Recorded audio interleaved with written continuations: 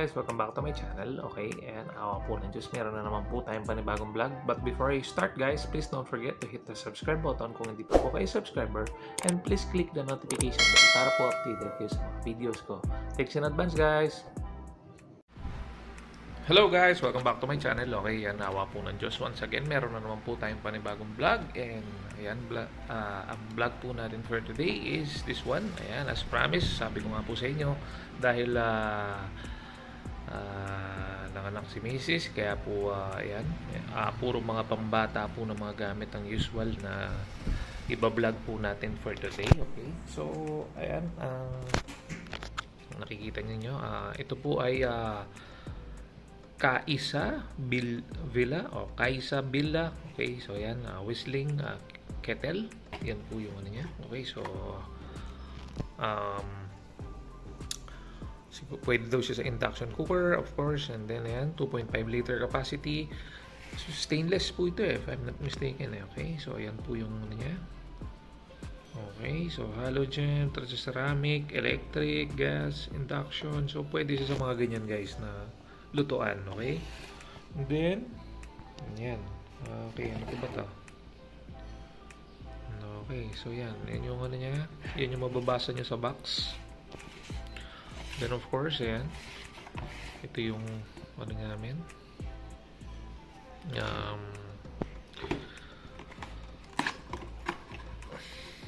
Okay, so unbox na natin siya para po makita na natin kung anong itsura niya. And hopefully, i-test natin mamaya kung ano po ang tunog ng whistle niya para makita natin kung maganda ba ang tunog ng whistle niya or kung magwi-whistle ba siya. By the way, I got this for 340 pesos. This is priced 329 in Shopee.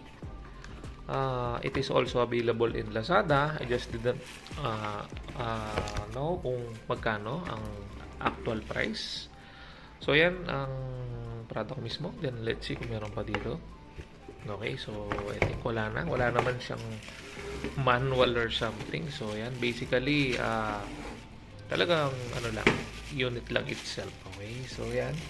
So syempre sa mga nagbabalak dyan, kung tatanungin nyo kung bakit importante ang whistling kettle sa atin, sa baby natin. Syempre guys, pagka po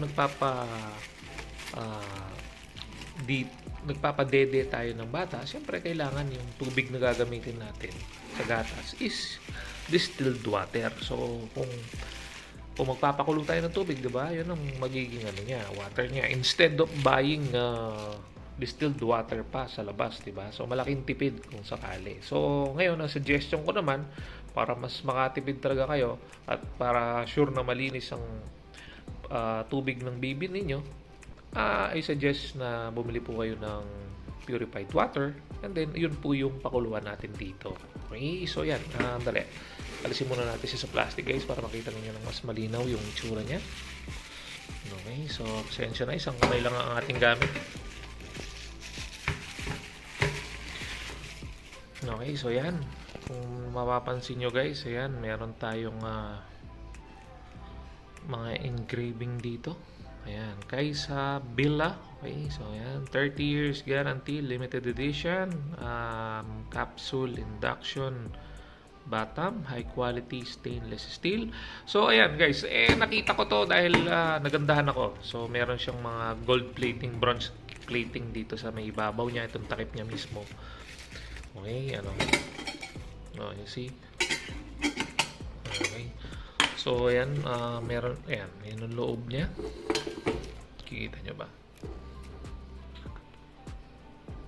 Okay yan. So, ayan po ang loob niya.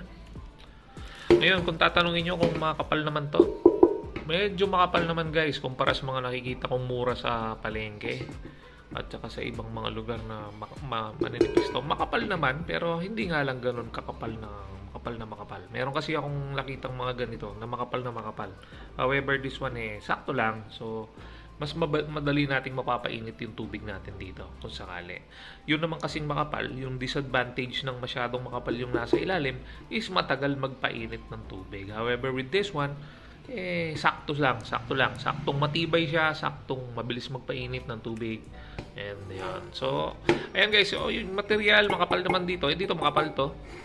Ito yung takip niya. Okay, so usually, di ba yung mga kettle na nakikita natin guys is hindi siya removable unlike with this one. Ito removable to.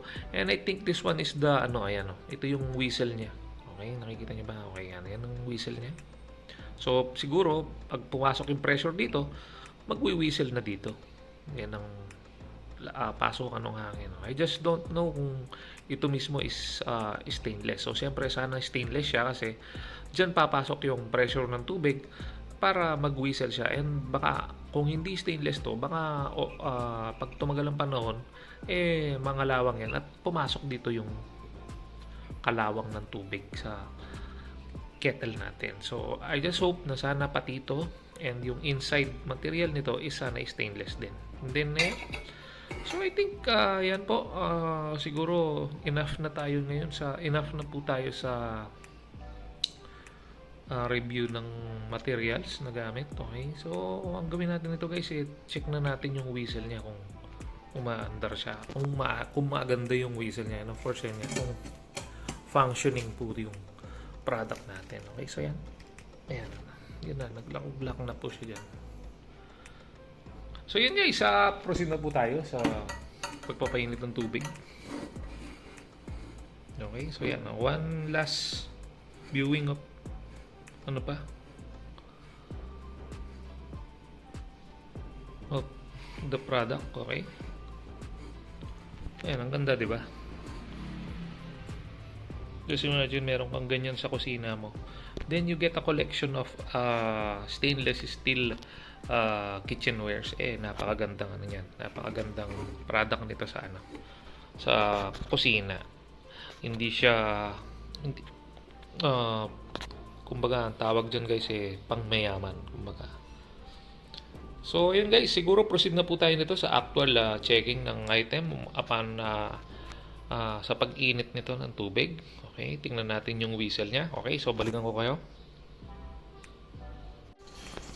So ayan guys, nakalagay na po siya sa ating ayan, yan po ang itsura niya.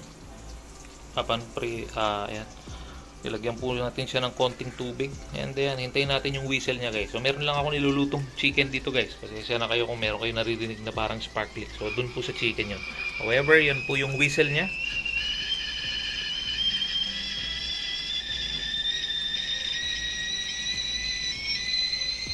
Okay, so that's enough. Okay na po yan.